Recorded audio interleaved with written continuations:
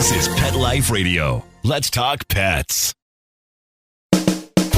Welcome to Animal Rights on Pet Life Radio. This is your host, Tim Link, and I'm so glad you're joining us today. We have a fantastic author and a good friend of ours coming back on the show, Victoria Schade. Victoria's going to talk to us about her latest book, Lost, Found, and Forever. So we're going to be interested in all the escapades, all the romance, all the tear jerkers, and how the dog always saves the day. So we're excited to have Victoria back on the show. So everybody hang tight. We'll come back right after this commercial break.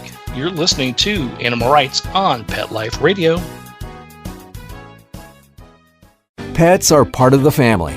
Make sure you can always afford the quality health care they need with Easy Pet Check, a nationwide pet insurance alternative. With Easy Pet Check, you'll save up to 75% on all your pet's health care at any licensed veterinarian in the U.S. Easy Pet Check accepts all dogs and cats regardless of pre-existing conditions.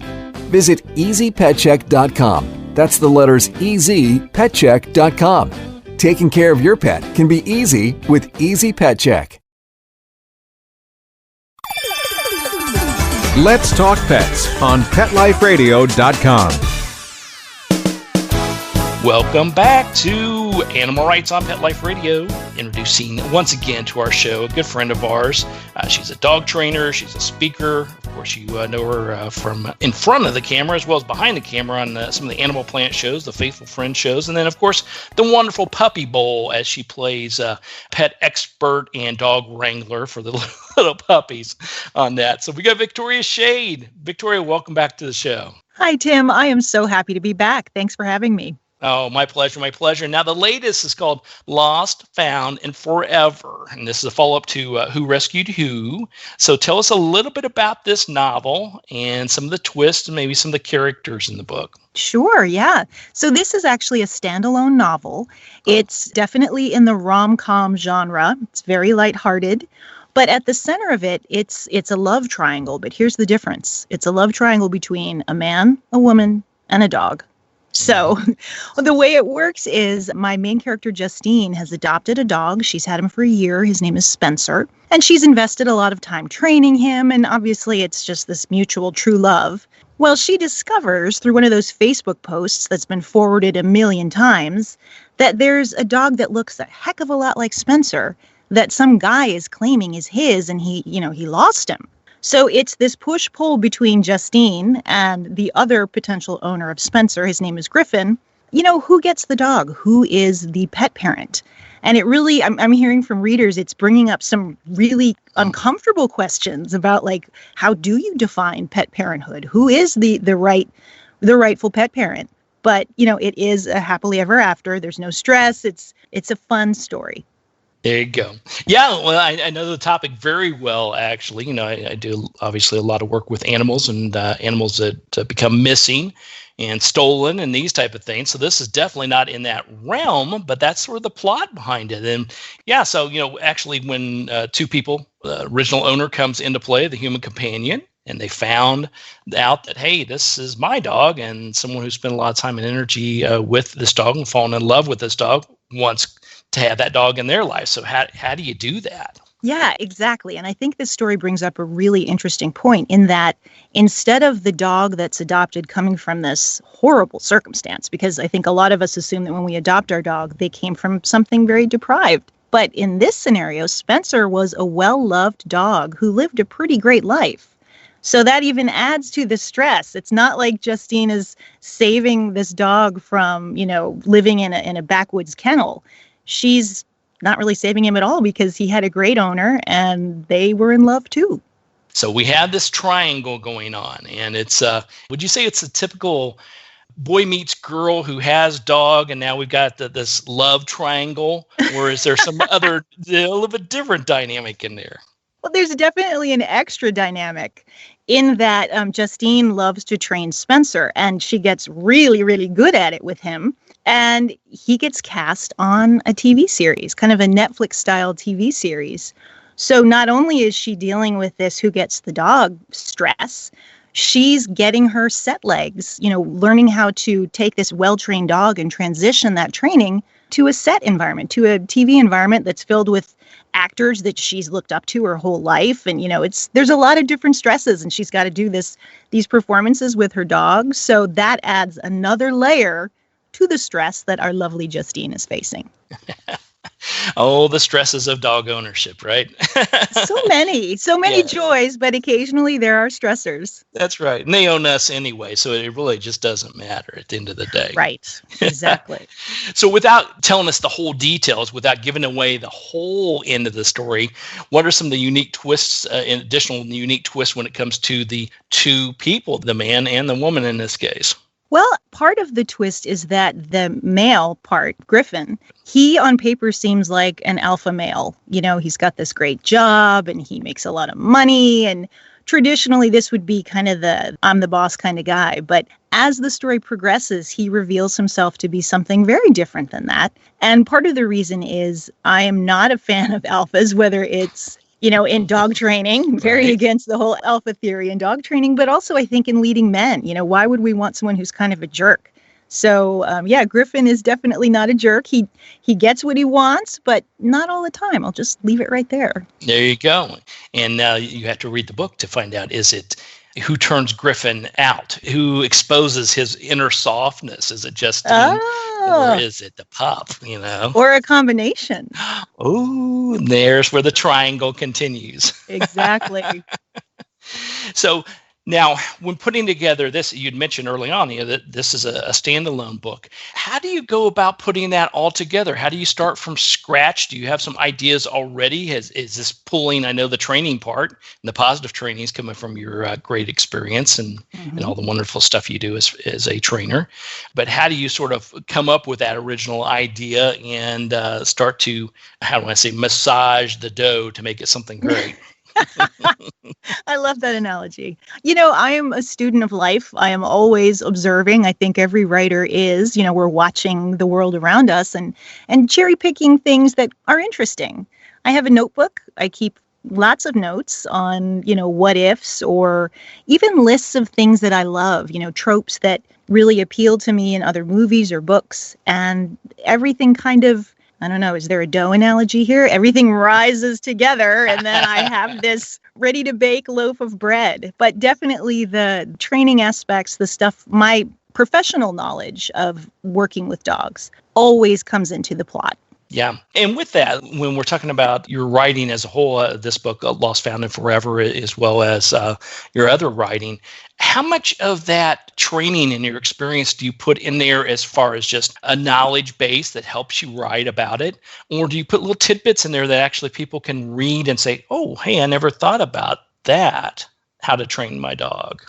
Both, I hope. I weave in, I think it's unconscious that I weave in, the way dogs react, maybe even the body language that they exhibit. So that's kind of second nature to me. But then I also, maybe a little heavy-handed, sell my positive training message because it's so important that we train with kindness.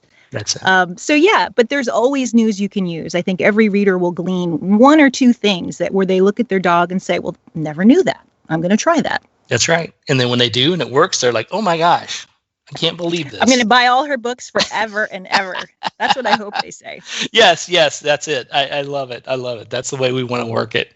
Right. And I'm totally on board with you. Positive training, positive reinforcement, positive praise always wins out at the end of the day. And when you're an alpha leader, trainer, or a person, it may work for a little while, but then the dog starts ignoring you, and so is the woman, and so does the people around you. So it's always better to be positive and provide positive training and positive reinforcement with your animals, as well as positivity around everything that you do.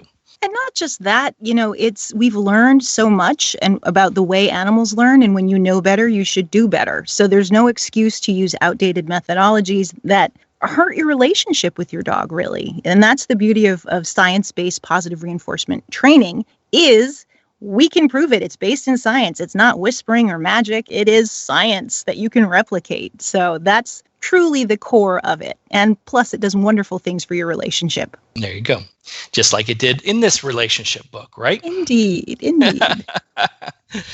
All right. Well, we're going to take a quick commercial break. Then we'll come back and talk to Victoria Schade a little bit more about her book, Lost, Found, and Forever. Pick her brain a little bit more about the writing styles and how this one was this one easier or harder than the previous one? So everybody hang tight. We'll come back right after this commercial break. You're listening to Animal Rights on Pet Life Radio. Sit. Stay. We'll be right back after a short pause. Well, 4 to be exact. Take a bite out of your competition. Advertise your business with an ad in Pet Life Radio podcasts and radio shows. There's no other pet-related media that is as large and reaches more pet parents and pet lovers than Pet Life Radio. With over 7 million monthly listeners, Pet Life Radio podcasts are available on all major podcast platforms. And our live radio stream goes out to over 250 million subscribers on iHeartRadio, radio.com, TuneIn, Stitcher, and other streaming apps. For more information on how you can advertise on the #1 pet podcast and radio network, visit PetLifeRadio.com/advertise today. Let's talk pets Let's talk pets on Pet Life Radio. Pet Life Radio. PetLifeRadio.com. Welcome back to Animal Rights on Pet Life Radio. Continuing our conversation with author, trainer, speaker extraordinaire, Victoria Schade.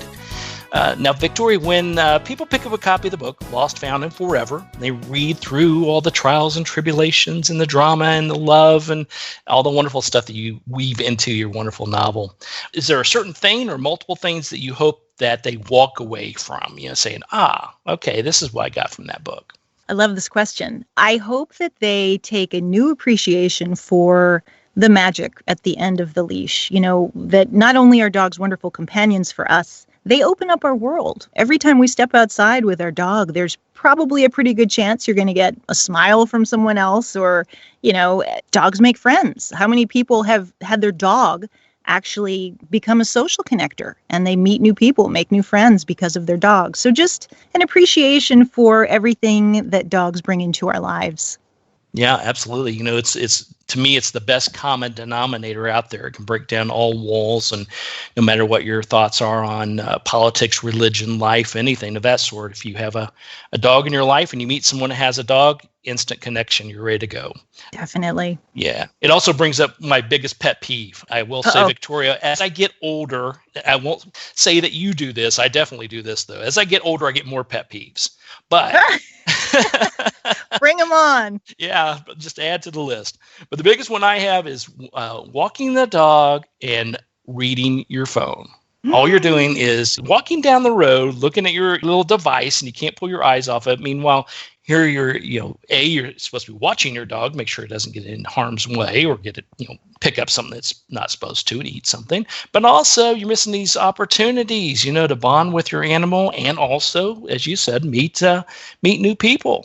Tim, that's one of my major pet peeves. Yes, 100% yes. Yay, I'm glad you're on board with that. Oh my gosh. My phone doesn't even come with me when I walk, to my husband's dismay. He's always like, you have to bring your phone everywhere you go. But I don't even want that temptation because when I'm outside with my dogs, my focus is on them because the walk is for them. I want them to take time to sniff. We don't do this formal heel. They can wander around as long as they're not pulling. We're good to go. So a phone is just a distraction that keeps you from establishing and strengthening your bond, as you said. Absolutely. And, your dog will always find fascinating things that you are definitely going to overlook if you don't pay attention. I mean, even the simplest things, the old analogy of stop and smell the roses. Mm-hmm. Well, it's true. You get all these wonderful things that are part of our environment and part of nature, and your animal, your dog's going to find those. And you need to recognize those as well. And I bet you if you didn't have your dog with you 9 times out of 10, you would drive or walk right past them. I agree. But you know what? It goes both ways. It just happened to me today where I was walking my dogs in a field and I saw a feather sticking right out of the ground and they had passed by it. And I said, hey, girls, come here. Look at this. And I called their attention to sniff the feather.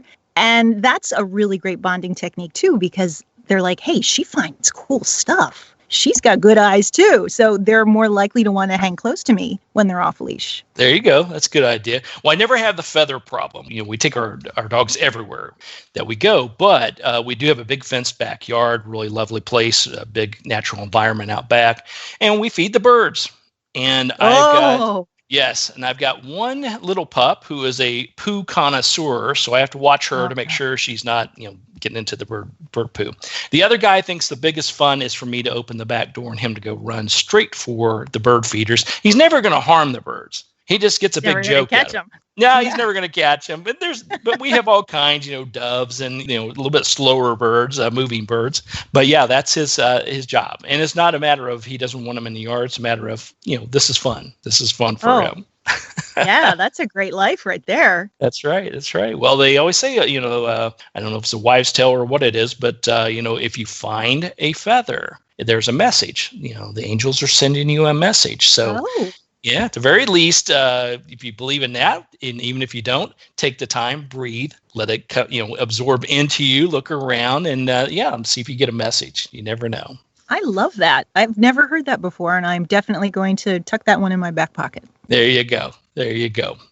So let's talk a little bit about your writing styles. I know a little bit about this, but I want you to divulge this. Are you up at 5 a.m. and writing till 6 a.m. every morning? Are you a word count aficionado? Or are you, oh my God, I got 1 month and I got to get this thing done. I haven't even started, which is, I'm the last, by the way.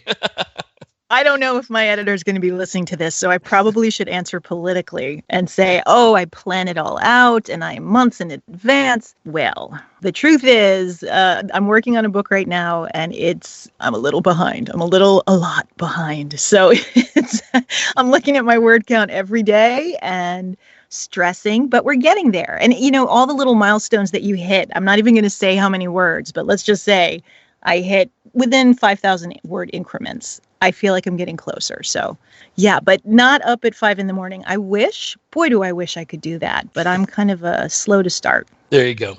And for all you writers out there who probably already know this, if you're a word count aficionado, always realize that you can be typing away and then you go to check your word count and you're not nearly as many words as you think you are. And at least that's for me. And or you expand upon it, add more nouns and consonants and fancy words to fill in the space. Yeah. And your editor's always going to catch that. Right.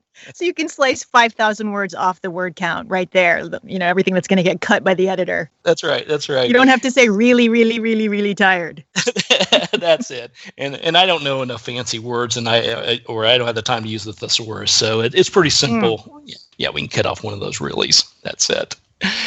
All right, so we talk about the writing and the next books. The thing is, are you to a point in your career as an author and as a writer that you are establishing goals as far as how many books that you're wanting to do or what kind of writing you're wanting to do in addition to publishing? Or is it more of driven towards the fact that, you've done fantastic work, got some great books out there, and it's continuing on, and so they're asking you to churn them out?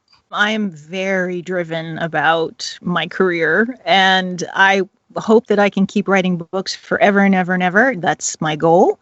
And, as far as how we determine, what comes next, that's just brainstorming with my wonderful publisher, Berkeley. And, like I said, I'm working on this next book, which will be out next year. It's called Dog Friendly, and it stars a veterinarian. So that's a stretch for me, definitely someone in the pet world, but I'm working with a couple of veterinarians who are fact checking me on things. I'll be talking about a wound.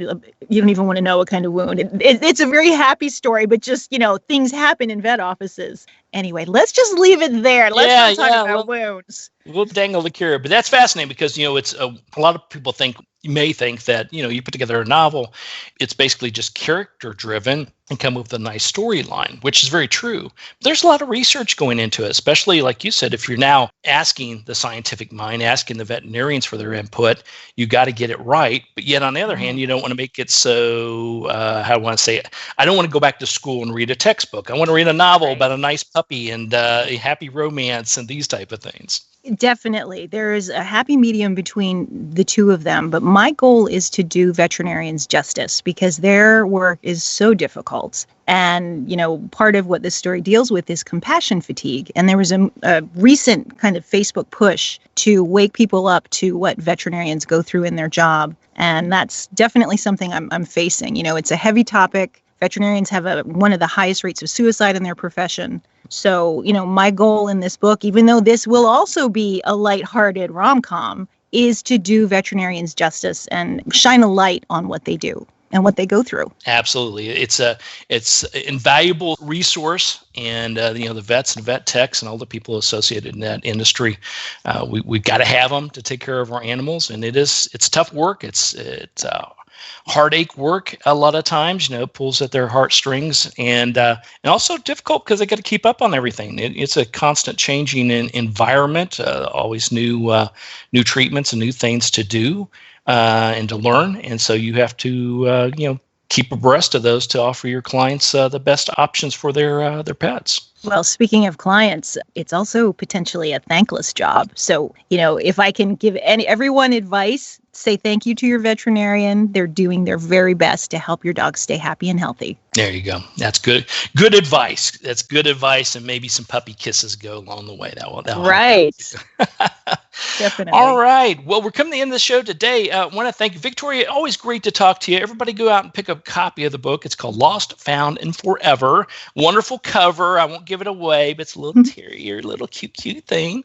So I love the cover. Love everything about it. And congratulations once again on a wonderful, wonderful novel. Thank you so much, Tim. It was great to be back with you again, and I hope to chat with you next year, too. Absolutely. Look forward to it. Thanks again. All right. Well, we're coming to the end of the show today. I want to thank everyone for listening to Animal Rights on Pet Life Radio. I want to thank the producers and sponsors for making this show possible.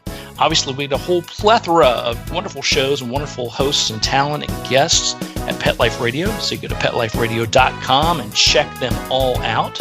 If you have any questions, comments, or ideas for this show, just drop us a line at Pet Life Radio. We'll be glad to answer your questions, entertain your comments, and bring on the people you want to hear from most. So until next time, write a great story about the animals in your life. Put it in a book, a novel, a blog. Just get it out there in writing, and who knows, you may be the next guest on Animal Rights, Pet Life Radio. Have a great day. Let's Talk Pets, every week on demand, only on PetLifeRadio.com.